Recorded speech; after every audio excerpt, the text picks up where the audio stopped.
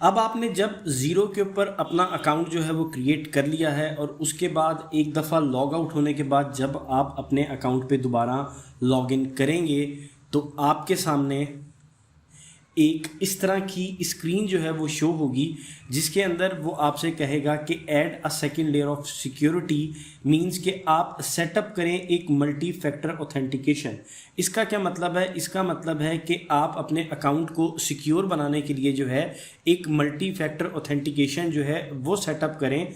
उसके अंदर आप इसको मुख्तलिफ तरीक़ों से जो है वो कर सकते हैं। एक तरीका इसका ये है कि आप एक ऐप अपने फ़ोन के अंदर जो है वो इंस्टॉल करें और उसके ज़रिए इसको जो है वो सेटअप करें अपना मल्टी फैक्टर ऑथेंटिकेशन। एक आप अपना बैकअप ईमेल एड्रेस दें या सिक्योरिटी क्वेश्चंस दें।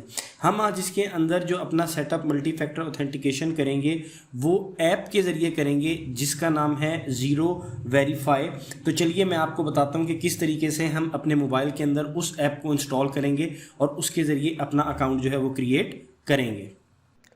सबसे पहले आपने अपने मोबाइल के प्ले स्टोर के ऊपर आना है। यहाँ प्ले स्टोर पे आने के बाद आपने ज़ीरो वेरीफाई जो है वो लिखना है। तो ये ज़ीरो वेरीफाई आपके पास एक ऐप शो होगी इस तरह की, उसको आपने अपने पास इंस्टॉल कर लेना है। उसके बाद आपने इसको यहाँ पर ओपन करना है और यहाँ पर ओपन करने के बाद आपके पास एक ऑप्शन है स्कैन क्यूआर कोड की। आपने स्कैन क्यूआर कोड के ऊपर क्लिक कर देना है और अब मैं आपको आगे बताऊंगा कि आपने कोड कहाँ से जो है वो स्कैन करना है। तो अब हमने अपने मोबाइल के अंदर जो है वो ऐप इंस्टॉल कर ली है और हमने अब यहाँ पर सेटअप मल्टी फैक्टर ऑथेंटिकेशन के ऊपर क्लिक कर देना है।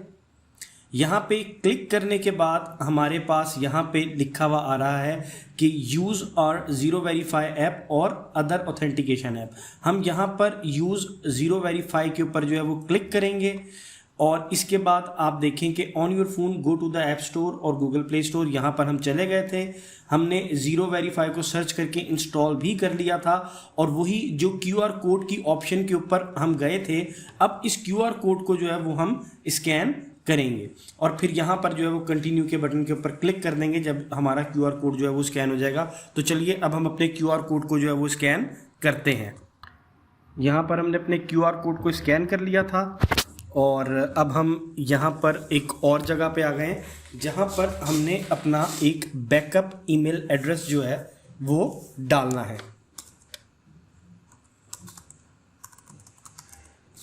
यहाँ पर हम अपना एक बैकअप ईमेल एड्रेस जो है वो डाल लेते हैं और यहाँ पर अगर हम चाहें तो हम बैकअप सिक्योरिटी क्वेश्चंस भी डाल सकते हैं इस ईमेल की बजाय।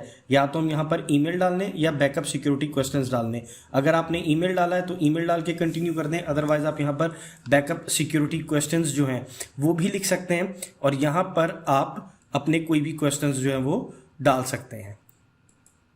यहाँ पर हम कोई भी एक रैंडम से जो है वो सिक्योरिटी क्वेश्चंस जो है वो यहाँ पर डाल रहे हैं।